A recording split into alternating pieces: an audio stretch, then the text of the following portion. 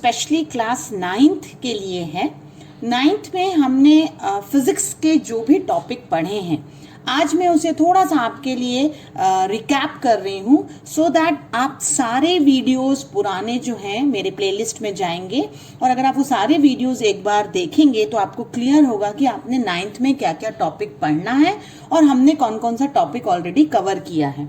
I said you so many times जो 9th है बेटा वो बेसिक है आपके 11th का। So go through the topics clearly, make the notes and practice the question. जब हम ये पूरे टॉपिक खत्म कर लेंगे and very soon we will complete the portion of physics in class 9th and then हम कंसेप्शनल और न्यूमेरिकल पे वीडियो देखेंगे। तो हमने सबसे पहला जो चैप्टर पढ़ा है वो मोशन है, जिसमें हम motion in a straight line पढ़ते हैं, जिसे हम काइनेमेटिक्स भी कहते हैं। तो इस मोशन में हमने जो चीजें मेनली देखी हुई हैं वो देखा है कि मोशन क्या होता है, रेस्ट क्या होता है। फिर आपको मोशन और रेस्ट के बारे में पढ़ने के बाद हमने कहा था कि ये दोनों रिलेटिव टर्म्स होते हैं। आफ्टर दैट हमने motion in a straight line पढ़ा है। मोशन जो स्ट्रेट लाइन में होता है उसे हम 1D मोशन भी कहते हैं। 2D मोशन, 3D मोशन के बारे में छोटी सी ब्रीफिंग हमने ऑलरेडी अपने वीडियोस में देख लिया है। देन आफ्टर हमने पढ़ा कि डिस्टेंस क्या होता है और उसके साथ एक नया टर्म हमने डिस्प्लेसमेंट देखा था। इसके डिफरेंस को पढ़ने के लिए हमने वेक्टर्स की भी थोड़ी सी स्टडी करी है, जिसमें हमें ये पता होता है कि फिजिकल और क्वांटिटी क्या होती है, तो वेक्टर और स्केलर क्या क्या होते हैं। डिस्टेंस डिस्प्लेसमेंट के अलग अलग हमने टाइप्स देखने के बाद हमने स्पीड एंड वेलोसिटी ये भी दो नए टर्म पढ़े हैं, जहां हमने स्पीड एंड वेलोसिटी के भी डिफरेंट टाइप्स देखे हैं। ठीक है। एंड मोशन में आपने मेनली जो पढ़ा है वो uniform and non uniform motion किया है। आप लोगों को ये वीडियो के साथ एक बार पूरा नोट्स बनाना बहुत इंपॉर्टेंट है सो दैट आपको सारी क्लैरिटी हो जाए। After that we have done a very important term and that is known as acceleration। ये सब काइनेमेटिक का बेसिक है जो आपको 11th तक काम आता है। एक्सेलरेशन क्या होता है, rate of change of displacement velocity होता है। तो A is rate of change of velocity, dv/dt। इन सारे टर्म्स का मैं आपको मीनिंग बता चुकी हूँ। या फाइनल वेलोसिटी जो होती है उसमें जो इनिशियल और फाइनल का जो डिफरेंस होता है यानी v - u/t जो होता है उसे हम एक्सेलरेशन कहते हैं। एंड देन आफ्टर हमने वेलोसिटी टाइम ग्राफ यानी ग्राफिकल मोशन की स्टडी करी है। यानी अगला टॉपिक जो हमने इसमें पढ़ा है वो पढ़ा है कि ग्राफिकली हम मोशन को कैसे पढ़ते हैं, जिसमें हमने VT ग्राफ देखा, PT ग्राफ देखा यूनिफॉर्म मोशन के लिए, यूनिफॉर्मली एक्सेलरेटेड मोशन के लिए। इस पर हमने न्यूमेरिकल भी प्रैक्टिस किए हुए हैं। ठीक है।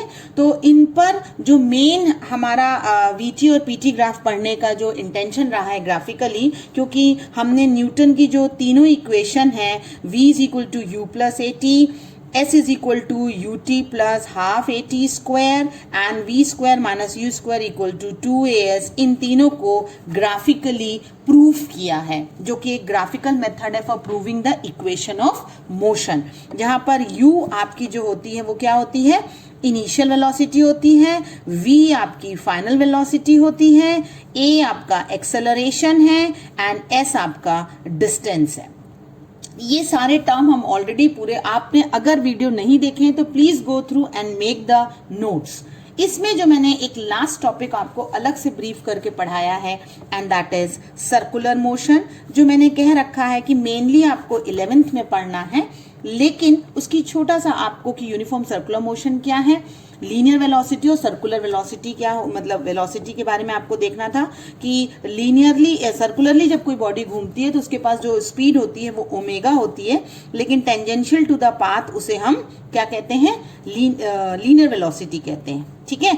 एक सेंट्रीपिटल एक्सेलरेशन एक्ट करता है जिसे हम v²/r कहते हैं और सेंट्रीपिटल फोर्स होती है जिसे हम mv²/r कहते हैं। ठीक है। ओमेगा जो है वो क्या है, लीनियर एंगुलर वेलोसिटी है और v जो है वो लीनियर है, तो v = r ओमेगा होता है, जहां r जो है वो radius of the circular path है। ये हमने अपना फर्स्ट चैप्टर कंप्लीट किया है, दैट इज डिस्क्राइबिंग मोशन। उसमें हमने speed, acceleration and graph mainly किए हैं। जो सेकेंड चैप्टर आपने कंप्लीट किया है इसमें वो है आपका force and the laws of motion. ये बहुत इंपॉर्टेंट चैप्टर है क्योंकि इसमें हमने न्यूटन के बारे में देखा है और न्यूटन के तीनों लॉ पढ़े हैं, जिसमें हमने 3 नए टर्म्स भी अच्छे से किए हैं, that is inertia, then we have done momentum and then we have done impulse. देखिए, जब तक ये ना पता हो कि आपने चैप्टर्स में स्टडी क्या की है, तब तक आपको क्लियर ही नहीं होगा कि हमको किन चीजों पे ज्यादा स्ट्रेस देना है। तो इनर्शिया से हमने न्यूटन का फर्स्ट लॉ किया था, देन मोमेंटम किया, इसमें सेकेंड लॉ पढ़ा, और फिर इम्पल्स के बारे में देख के हमने एक इम्पल्स मोमेंटम थ्योरम भी स्टडी करी हुई है। इसमें बहुत इंपॉर्टेंट है क्योंकि तीनों लॉ पर numerical and conceptuals are very very important. Inertia की प्रॉपर्टीज हमने कहा था कि बॉडी जो है वो रेस्ट पर है तो रेस्ट पर ही रहेगी, अगर मूव कर रही है तो मूव ही करेगी जब तक हम कोई फोर्स अप्लाई ना करें, और जब हम फोर्स लगा देते हैं F तो वो होता है rate of change of momentum. ये न्यूटन का सेकेंड लॉ कहता है, जहां मोमेंटम होता है मास इनटू वेलोसिटी।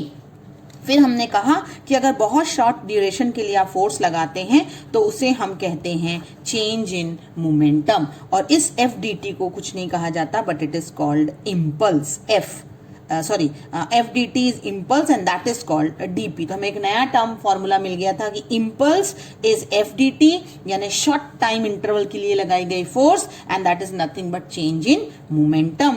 और चेंज इन मोमेंटम में फिर मैंने बताया था कि चेंज का मतलब होता है फाइनल माइनस इनिशियल, यानी final momentum mv minus initial momentum mu। यहां तक करने के बाद मैंने आपसे कहा है कि कंजर्वेशन ऑफ मोमेंटम एक टॉपिक बहुत इंपॉर्टेंट है, जो कंजर्वेशन कहता है कि मोमेंटम इज कंजर्व्ड, यानी अगर फोर्स नहीं है, आइसोलेटेड सिस्टम है, तो dp/dt जो होगा वो f होता है, यानी dp जो है वो हमेशा dp/dt जो है वो 0 के बराबर होगी, यानी p जो है वो कैसी है, कांस्टेंट क्वांटिटी होती है। यानी दो बॉडी टकरा रही हैं तो मोमेंटम पहले और मोमेंटम बाद में, दोनों ही कंजर्व्ड रहेगा। After this conservation of momentum हमने बॉडी का जो स्टडी है वो लिफ्ट में भी की है, उसका भी वीडियो हमने देखा है, वेटलेसनेस, एंड देन ये भी स्टडी किया है कि आप लॉ ऑफ कंजर्वेशन को कैसे प्रूव करेंगे। इसी पर हमने रिकॉइल ऑफ गन का भी प्रूफ देखा है। So with this we have done our 2 chapter very completely. आपने सारे वीडियोस देखिए और नोट्स बनाइए, और जब हम न्यूमेरिकल करेंगे तो आपको ये टॉपिक जो है एक बार रिव्यू करना जरूरी रहते हैं। जो नेक्स्ट चैप्टर हमने वीडियोस में ऑलरेडी 9th क्लास ने किया है वो है ग्रेविटेशन। ग्रेविटेशन भी अगर आप प्लेलिस्ट में देखते हैं तो आपको मिल जाएगा। इसमें मैंने बहुत ही क्लियरली बताया है कि ग्रेविटी और ग्रेविटेशन में क्या डिफरेंस होता है।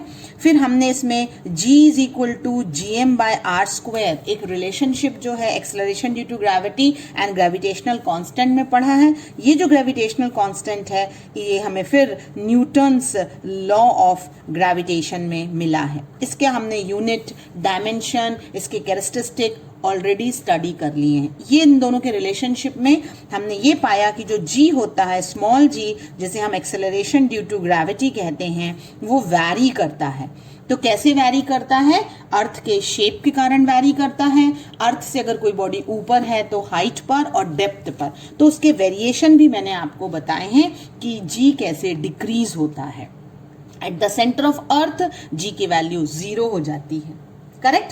फिर हमने इसमें फ्री फॉल एक टर्म पढ़ा है, फ्री फॉल। और फ्री फॉल जो होगा उसमें जो बॉडी होती है वो अंडर ग्रेविटी फॉल करती है, जिसमें मैंने आपको ये भी बताया है कि जब लिफ्ट से भी हम फ्री फॉल होते हैं, उसी केस पर अगर G 0 हो जाता है तो we are feeling the condition of weightlessness. This also we have already done.